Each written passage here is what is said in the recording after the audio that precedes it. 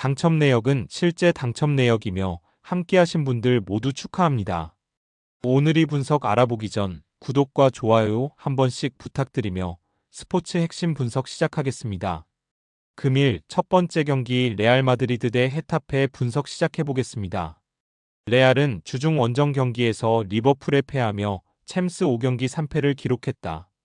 지난 시즌 비기어를 들어올린 팀이었고 음바페가 더해졌기에 연속 우승 가능성이 커 보였는데 기대만큼 성적이 나지 않고 있다. 때문에 이번 홈경기를 통해 리버풀전 패배의 충격을 털어낼 결과를 원할 것이다. 호드리구와 비니시우스, 초우아메니 등이 부상 중이기에 음바페와 디아즈, 갤러가 공격을 주도할 것이다. 헤타페는 휴식기 이후 재개된 경기에서 니옹과 로드리게스의 골로 바야돌리드에 승리했다. 마요랄이 다시 이탈하며 어려운 상황이 이어졌는데 분위기를 전환할 결과를 냈다. 단 이번 라운드는 영구지 최고의 팀이자 지난 시즌 우승팀을 상대하기에 극단적인 수비로 실점을 피하려 할 것이다. 레알의 승리를 본다. 핵심 로테이션 중 5명이 부상으로 빠진 레알이지만 벨링엄과 모드리치가 상대의 중원 압박을 이겨내며 경기 주도권을 가져올 수 있고 음바페와 갤러가 상대 수비를 넘어설 레알이 승리하고 리그 연승에 성공할 것이다. 금일 두 번째 경기 네이메언 대 아약스 분석 시작해보겠습니다. 네이메언은 휴식기 첫 경기를 패하며 연승이 끝났다. 흐로닝엄과 발베이크 상대로 9골을 폭발하며 연승에 성공했고 중상위권으로 올라왔는데 리그 2위 팀에 패했다. 그래도 사노와 곤잘레스 등 중앙 미드필더 조합이 경기 주도권을 내주지 않았고 한센이 풀타임을 소화하며 공격 상황을 잘 이끌었다. 아약스는 주중에 라리가 팀인 소시에다드 원정을 다녀왔다. 유로파 일정이 있었기에 그 경기 이후 휴식할 시간이 짧았다. 그래도 빈달과 반덴 부만, 피츠진과 아크폼 등 에레디비지의 최고의 교체 자원이 즐비하기에 이 경기에 전력을 다할 수 있다. 클라센과 핸더슨 등 베테랑 중앙 미드필더들이 풀타임을 소화하지 않아도 테일러와 반덴 부만이 경기를 주도할 수 있다. 아약스의 승리를 본다. 네이메어는 리그 빅사를 제외하면 트벤테와 위트레흐트 등을 위협할 수 있는 가장 경쟁력 있는 팀이다. 그러나 리그 선두인 호벤의 전승 행진을 깬 데다 최고의 현재를 보내는 아약스를 넘긴 어렵다. 브로비와 베르기스, 베그오스트 등이 경기 내내 상대 수비를 몰아칠 아약스가 승리할 것이다. 금일 세 번째 경기 리버풀 대 맨시티 분석 시작해보겠습니다. 리버풀은 4셈 원정을 승리하며 리그 선두를 공고히 했다. 맨시티와 아스날 등이 주춤하는 이번 시즌 프리미어 리그인데 클롭이 팀을 떠난 여파를 느끼지 않고 있다. 알리송 베커의 공백은 켈레어 키퍼가 메웠고 흐라벤베흐는 리그 최고의 중앙 미드필더로 활약 중이다. 이번 시즌이 리버풀 마지막이 될지도 모르는 모하메드 살라를 비롯해 누네즈와 소보슬라이, 루이스 디아즈의 공격진은 어떤 조합이 나와도 엄청난 화력을 자랑 중이다. 맨시티는 최악의 상황에 몰려있다. 과르디올라 체제에서 첫 5연패를 당했고 주중 챔스 경기에서는 홈에서 3골의 리드를 지키지 못하고 페예노르트와 비겼다.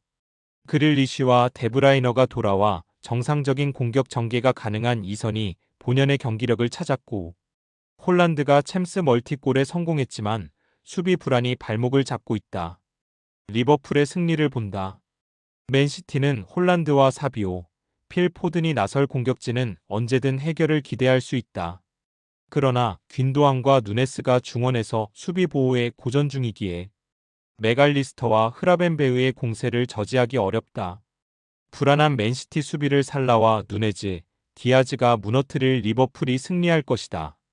금일 네 번째 경기 르아브르 대 앙제 분석 시작해보겠습니다.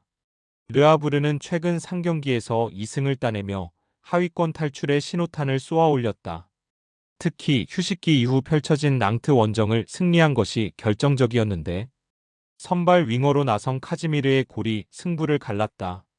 앙드레 아예우와 카지미르 등의 골 결정력이 좋아졌기에 이제는 중위권 도약을 노리는데 홈에서 보다 공격적으로 임할 것이다.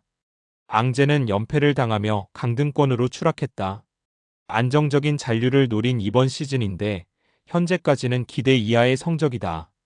그래도 아직 많은 라운드가 남아있기에 충분히 순위 상승을 기대할 만하다. 이번 일정은 상승세의 르하브르를 원정에서 만나기에 무리하게 공격의 기여를 올리기보다는 중원을 두텁게 하며 수비 위주로 나설 것이다. 접전을 본다. 최근 흐름과 경기력 상으로는 홈팀인 르하브르 쪽으로 다소 무게감이 실린다. 그러나 앙제는 최근 원정 3경기에서 단 2골만 허용할 정도로 수비 위주 경기 운영에는 강점이 있다. 벨케브라와 아올루 등 중원 조합이 최종 수비와 간격을 좁히며 홈팀의 공세를 저지할 앙제가 승점 1점을 가져갈 것이다. 금일 5번째 경기 리옹 대 오지시니스 분석 시작해보겠습니다. 리옹은 무패를 이어가며 6위로 올라섰다. 오세르와 랭스전 무승부가 아쉽긴 했지만 그래도 흐름은 나쁘지 않다. 팀의 2부행 가능성이 나오기도 했는데 선수들은 흔들리지 않고 좋은 시즌을 보내고 있다. 주중 카라바흐 상대로는 원정에서 사고를 몰아치며 대승했고 이제 리그 순위를 올리려 한다. 누아마와 세르키, 라카제트의 스리톱이 공격적으로 경기를 운영할 것이다. 니스는 리옹보다 리그 페이스가 더 좋다. 최근 4경기에서 브레스트와 모나코 등 챔스 진출팀을 모두 제압하는 등 무패를 이어가며 5위까지 올라왔다. 그러나 리옹과 달리 주중 경기 결과가 좋지 않았다. 승리가 예상됐던 레인저스전에서 전후반 각각 2골을 내주며 홈에서 완패했다.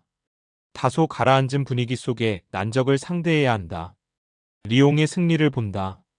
니스는 로사리오와 은돔벨레가 중원에 나서 상대의 공세를 저지하며 수비 라인을 보호하려 할 것이다. 그러나 레인저스전 패배의 분위기가 이번 원정으로 이어질 수 있다. 톨리소와 베레타우트가 중원에서 상대의 압박을 이겨내며 경기 주도권을 서서히 가져올 것이고 벨라마와 세르키가 측면 돌파로 기회를 만들 리옹이 승리할 것이다. 금일 6번째 경기 툴루즈 대 오세르 분석 시작해보겠습니다. 툴루즈는 지난 라운드 경기를 패하며 연승이 끝났다. 그러나 절대 1강인 파리 생제르맹을 원정에서 상대했기에 큰 의미를 두긴 어렵다. 랭스와 랜등을 상대로 11월에만 연속 무실점 승리를 거뒀고 특히 홈 경기력이 좋다. 맥켄지와 크레스웰로 재편된 수비진은 최근 4경기에서 3차례나 클린시트를 합작했고 카세레스 주니어의 중원 존재감도 확실하다.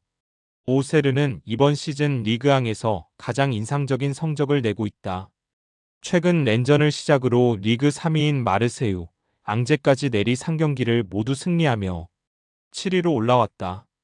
시즌 전 가장 유력한 강등 후보로 평가받았지만 성적으로 보여주고 있다. 이 경기는 원정 일정이기에 오어서와 케빈 등 중앙 미드필더들이 공격 전개보다는 수비 보호 위주로 나설 것이다. 툴루즈의 승리를 본다. 오세르는 6골을 기록 중인 하메드 트라오레를 중심으로 시나요코가 역습 상황에서 툴루즈 수비를 공략할 수 있다. 그러나 원정이라는 부담이 발목을 잡을 것이다. 카세레스 주니어와 시에로가 중원의 상대의 압박을 이겨내며 경기 주도권을 서서히 가져올 것이고 아부크랄이 기회를 마무리할 툴루즈가 승리할 것이다. 스포츠 당첨에 제일 중요한 건 조합입니다. 각 팀 분석을 잘한다고 하여도 조합을 못할 경우 큰 배당을 가져가지 못하는 거 다들 아실 겁니다.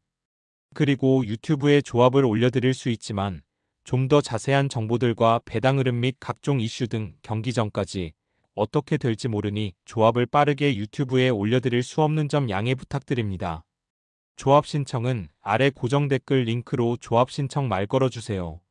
금전 요구 및 멤버십 가입 조건 일체 없습니다. 좋은 건 서로 나눠 갑시다.